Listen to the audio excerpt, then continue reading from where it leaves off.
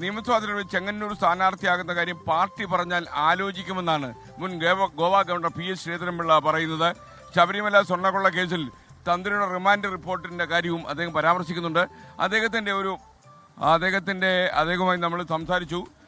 എന്തായാലും നമ്മുടെ ഏറ്റവും പ്രത്യേകതയുള്ള കാര്യം പി.എസ്. ശ്രീധരൻപിള്ള ഇതിനെക്കുറിച്ചൊക്കെ നല്ല സുരേഷ് ശ്രീധരൻപിള്ള ചേട്ടൻ ഇതിനോട് സംസാരിക്കുന്നു പറയുമ്പോഴേ ഇതുമായിട്ട് ബന്ധപ്പെട്ട് പറയുന്നത് ചെങ്ങന്നൂരിൽ പ്രത്യേകിച്ച് നിയമസഭാ തെരഞ്ഞെടുപ്പിലേക്ക് കടക്കുകയാണ്.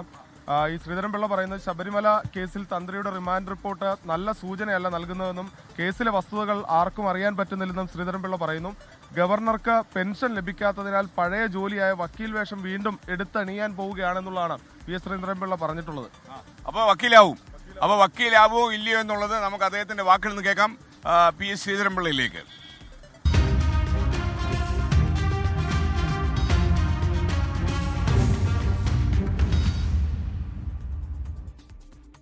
Good morning S K N. തെരഞ്ഞെടുപ്പ് ഗോതയിൽ ഒരുക്കങ്ങൾ തകൃതിയായി നടക്കുകയാണ്.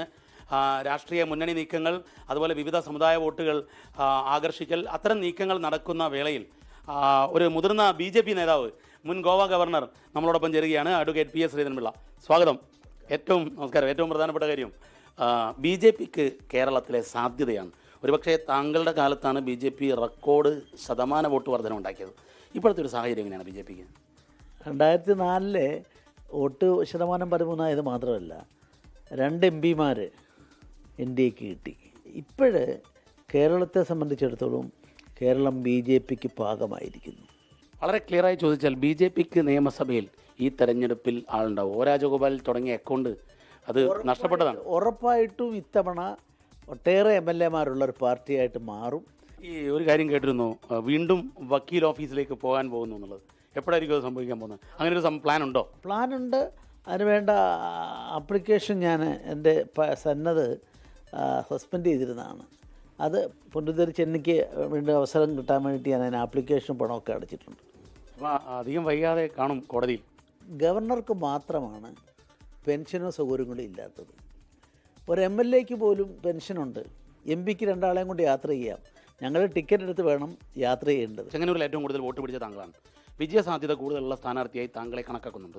അപ്പോൾ സ്വാഭാവികമായും BJP ഒരു A ക്ലാസ് മണ്ഡലമായി കാണുന്നത് ചെങ്ങന്നൂരാണ്. അങ്ങനെ ഒരു സാധ്യത വരുമ്പോൾ ശ്രീധരൻപിള്ള നോ പറയുമോ? അല്ല, ഈ എസ് ഓർ നോയുടെ പ്രശ്നമല്ല അതിലുള്ളത്. ഒരു താത്വിക നിലപാടാണ്. നമ്മുടെ രാഷ്ട്രീയത്തിൽ തത്വാധിഷ്ഠമായ നിലപാടുകൾ സ്വീകരിക്കാൻ രാഷ്ട്രീയ പാർട്ടികൾക്ക് ബാധ്യതയുണ്ട്. നമ്മൾ എന്തിനു വേണ്ടി പ്രവർത്തിക്കണം? ഇതൊരു ബിസിനസ്സല്ല, സേവനമാണ്. ജനങ്ങൾക്ക് സേവനം നൽകാൻ തയ്യാറാവുന്നവരാകണം. ക്യാമ്പയിന് കംപ്ലീറ്റ് ഉണ്ടോ? ക്യാമ്പയിനുണ്ട്, ഉറപ്പാണ്. സ്ഥാനാർത്ഥി ആവില്ല.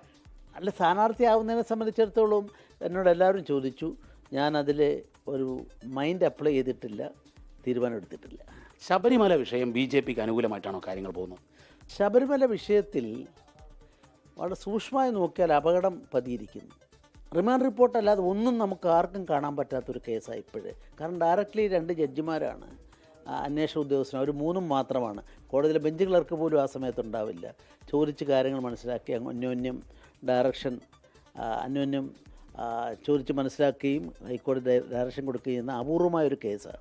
SKN വളരെ കൃത്യമായി ഒരു കാര്യം പറയുന്നു, BJPയുടെ ഇക്കുറി തെരഞ്ഞെടുപ്പ് പ്രചാരണ രംഗത്ത് മുൻപന്തിയിലുണ്ടാകും. പക്ഷേ സ്ഥാനാർത്ഥിയാകുമോ എന്ന കാര്യത്തിൽ അദ്ദേഹം ഇപ്പോഴും നിലപാട് വ്യക്തമാക്കിയിട്ടില്ല. ക്യാമറാമാൻ അനൂപ് എസ് നായർക്കൊപ്പം ദീപക് ധർമ്മടം, 24. പ്രിയപ്പെട്ട പ്രേക്ഷകർക്ക് വീണ്ടും സ്വാഗതം. പി.എസ്. ശ്രീധരൻപിള്ള സംസാരിക്കുകയായിരുന്നു. അദ്ദേഹം മിക്കവാറും അഭിഭാഷകന്റെ കോട്ടെടുത്ത് അണിയുമെന്നാണ് അദ്ദേഹം പറയുന്നത്. ഇത്രയും ഒരു ഗവർണർ പദവിയിലൊക്കെ എത്തിയിട്ടും വളരെ ലളിതമായി ജീവിക്കുകയും ലളിതമായി ലാളിത്യത്തോടെ സംസാരിക്കുകയും പെരുമാറുകയൊക്കെ ചെയ്യുന്ന അപൂർവ ആൾക്കാരെ നമുക്ക് കാണാൻ കഴിയൂ. അതിൽ പി.എസ്. ശ്രീധരൻപിള്ളയുടെ പേര് നമ്മൾ എടുത്തു പറയണം.